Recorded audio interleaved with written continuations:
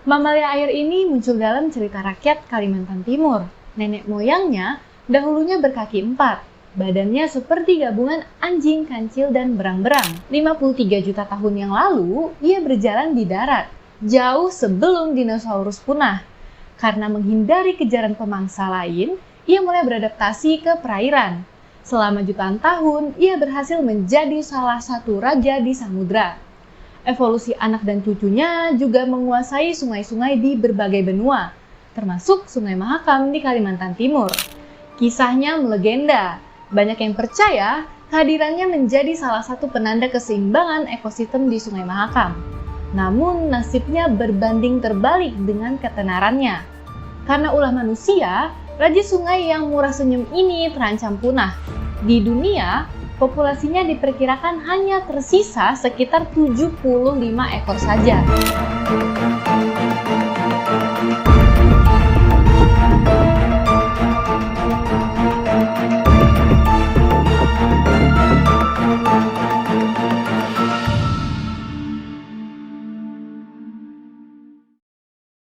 Sungai Mahakam, sungai terpanjang di Provinsi Kalimantan Timur.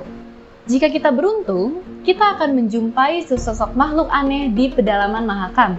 Menurut cerita rakyat, makhluk itu adalah penjelmaan dua anak kecil yang dicampakkan ayah dan ibunya hingga menjelma menjadi makhluk aneh. Masyarakat pedalaman Mahakam menyebut dia sebagai Bawoy, sementara masyarakat Kutai menyebut mereka sebagai pesut. So don't go anywhere, pasang headset kalian, siapkan cemilan, and let's talk about pesut Mahakam. Kenapa disebut melegenda? Jangankan melihat langsung, melihat video atau foto kemunculannya saja udah jarang banget wal. Kalian ada yang pernah melihat pesut? Kalau ada, boleh banget tulis di kolom komentar ya wal. Karena kini populasi di Sungai Mahakam diperkirakan tidak lebih dari puluhan ekor saja, dan semakin hari semakin sulit untuk ditemui. Sebuah angka yang sangat kecil dan mengkhawatirkan. Mengingat konon dulu di muara-muara Sungai Mahakam, mamalia ini relatif mudah ditemui. Makanya pesut Mahakam merupakan mamalia air yang paling langka dan paling terancam di dunia dan di Indonesia. Ya sama seperti saudara mereka, Vaquita di Teluk Amerika atau lumba-lumba tabesirip yang sama-sama terancam punah. Seperti kebanyakan lumba-lumba, pesut memiliki wajah karismatik yang mudah disukai. Pesut memiliki wajah yang ekspresif karena bibir mereka yang bisa digerakkan seperti sedang senyum gitu wal. Lehernya bisa digerakkan ke segala arah. Tubuhnya abu-abu dan terang di bagian perut. Sirip punggung kecil dan sirip bawah lebih besar. Badannya gemoy karena secara anatomi mereka berbeda dengan lumba-lumba. Kepala mereka bulat dan tanpa moncong seperti lumba-lumba. Mereka memiliki bentuk fisik yang sekilas mirip paus beluga. Di Indonesia, mereka disebut pesut Mahakam. Namun, mereka kerap disebut lumba-lumba Irrawaddy. Nama sistem sungai Irrawaddy di Myanmar karena mereka begitu banyak ditemui di sistem sungai ini. Meski kadang sering disebut lumba-lumba Irrawaddy, mereka bukanlah lumba-lumba. Mereka adalah pesut.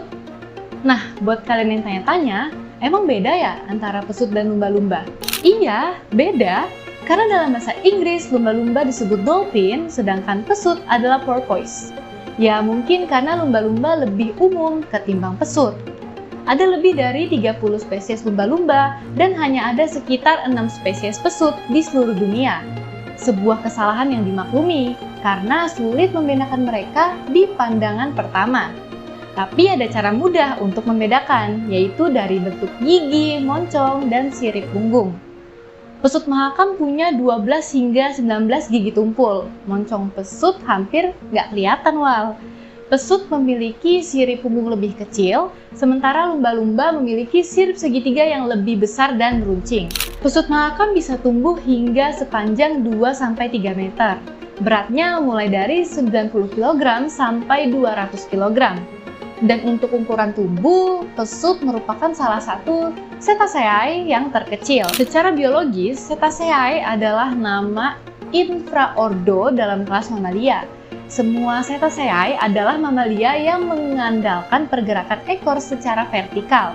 Satwa Cetaceae meliputi semua jenis paus dan lumba-lumba, termasuk pesut. Sebagai mamalia yang hidup di dalam air, pesut adalah keluarga dekat lumba-lumba dan paus. Ketiganya istimewa karena hidup dalam habitat yang tidak semestinya bagi kelompok mamalia di daratan. Pesut tetap bernafas dengan paru-paru dan seperti mamalia lainnya, pesut tetap bisa hamil, melahirkan, dan menyusui di dalam air. Pesut dan lumba-lumba, ya seperti nenek moyang mereka, paus adalah binatang purba. Dalam buku Great Transformation in Vertebrate Evolution, para ahli menduga kelompok mamalia yang hidup di air adalah hasil dari evolusi. Dugaan itu semakin kuat setelah ditemukan fosil nenek moyang paus di Pakistan, namanya Pachycetus. Bayangin aja Wal, badannya seperti gabungan anjing, rusa, dan berang-berang. Bayang gak sih gimana badannya? Dia memiliki kaki 4 dan mampu berlari di daratan. Pergelangan kakinya seperti rusa dan memiliki taring seperti berang-berang. 50 juta tahun lalu, Pachycetus pergi ke perairan untuk mencari makanan. Dan para ahli menduga perpindahan ini untuk menghindari kompetisi mencari makanan dengan makhluk yang lebih besar, seperti dinosaurus. Apalagi, makanan di laut berlimpah dan saingan mereka sedikit. Mereka jadi predator puncak di samudra di seluruh dunia. Selama 20 juta tahun, evolusi ini mencapai bentuk sempurna seperti paus sperma. 8 juta tahun kemudian, evolusi paus sperma melahirkan lumba-lumba dan pesut. Nah, pesut mahakam bukan mamalia yang serakah. Dia akan memakan semua jenis ikan di habitatnya, termasuk udang-udangan kecil, Wal. Dan gak pilih-pilih makanan kayak kamu. Canda ya. Di pedalaman Sungai Mahakam, para nelayan biasanya mengandalkan pesut sebagai penanda musim ikan telah tiba. Biasanya, kawanan pesut akan mencari ikan dan udang dengan cara menggiring. Nah, di area perburuan pesut itulah biasanya para nelayan akan menaruh jala mereka. Gak heran, kemunculan pesut Mahakam sering jadi berkah ikan yang melimpah dan tontonan yang menyenangkan bagi nelayan. Namun sayangnya, hal yang menyenangkan itu bisa tinggal kenangan aja Wal, karena beberapa tahun terakhir ini kita sering mendengar tentang kematian pesut mahakam. Mamalia air tawar ini menempati urutan teratas satwa air yang terancam punah di Indonesia.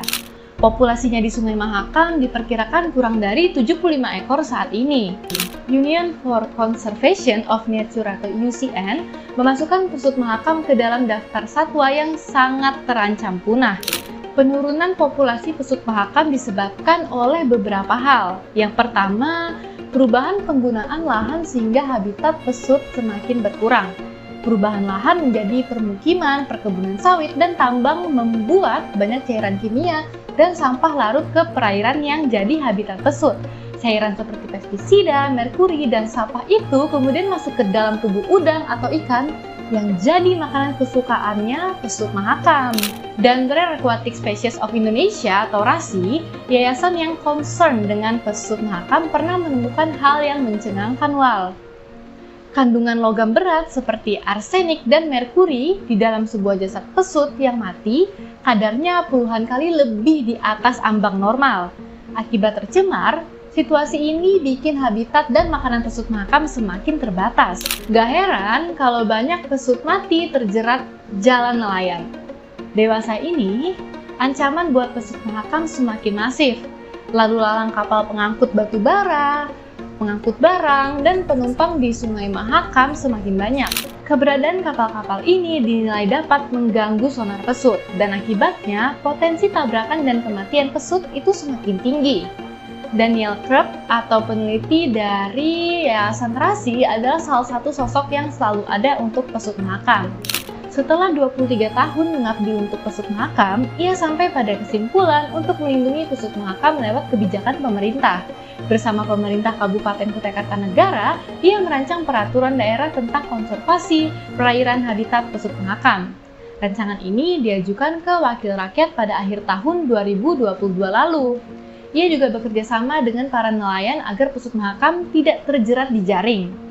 Jaring-jaring nelayan di sekitar habitat pesut kini telah dipasangi GPS untuk memudahkan pelacakan. Tujuannya supaya si pesut tidak mati terjerat. Sosialisasi gaya hidup sehat dan tidak membuang sampah di sungai juga ia lakukan. Sebagai mamalia yang istimewa dan langka, pesut mendapatkan tempat yang istimewa juga. Ia jadi maskot kota Samarinda dan jadi julukan klub sepak bola di Samarinda, Borneo FC. Dan 50 juta tahun yang lalu, nenek moyang pesut migrasi dari darat ke air. Keputusan ini ia ambil karena persaingan perebutan makanan dengan dinosaurus. Hari ini, pesut mahakam justru kekurangan makanan dan terpaksa makan makanan yang beracun. Mereka terus terbunuh dan terancam tinggal nama.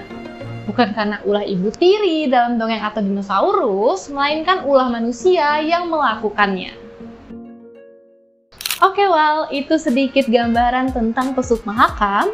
Dan buat kalian yang memiliki atau pernah mendengar cerita tentang pesut mahakam ini, bisa berbagi di kolom komentar ya. Terima kasih untuk kalian yang sudah berkunjung di channel ini.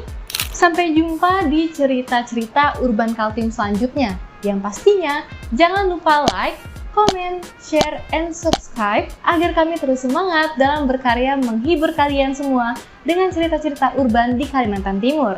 And see you all!